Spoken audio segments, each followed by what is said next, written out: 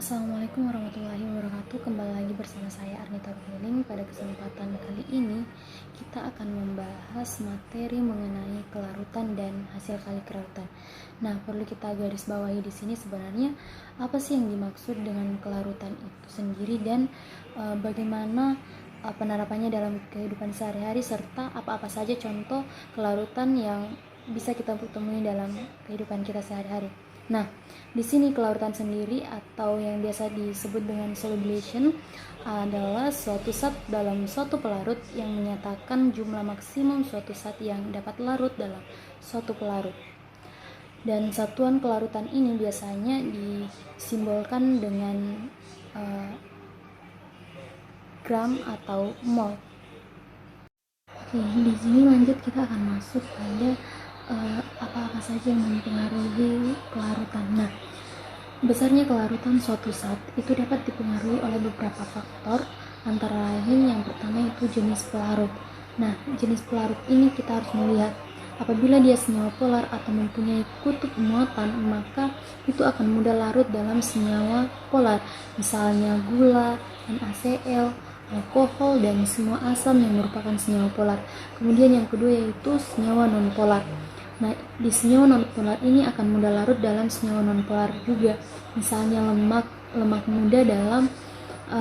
muda larut dalam minyak. Dan senyawa nonpolar ini pada umumnya tidak larut dalam senyawa polar, seperti NaCl tidak larut dalam minyak tanah. Ya, faktor yang kedua yaitu suhu. Nah, kelarutan suatu zat padat dalam air semakin tinggi apabila suhunya dinaikkan. Adanya panas atau kalor akan mengakibatkan semakin renggangnya jarak antara molekul zat padat tersebut.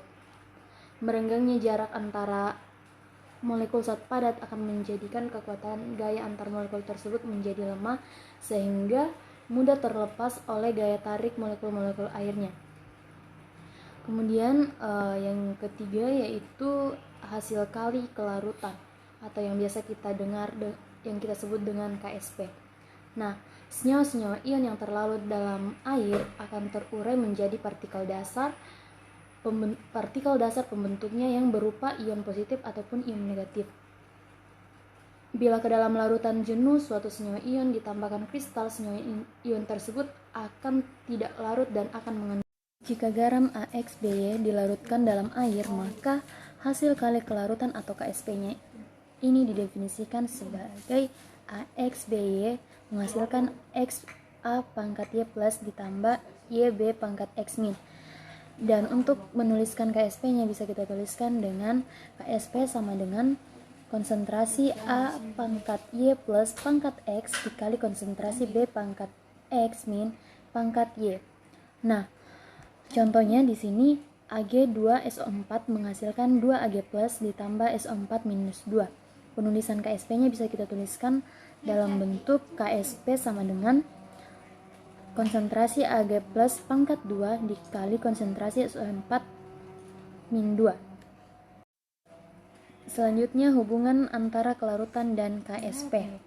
Pada larutan jenuh, senyawa ion AXBY konsentrasi zat di dalam larutan sama dengan harga kelarutannya, atau dengan kata lain, konsentrasi zat di dalam larutan sama dengan harga kelarutan dalam satuan mol liter pangkat min 1. Nah, senyawa AXBY ini yang terlarut akan mengalami ionisasi dalam sistem kesetimbangan.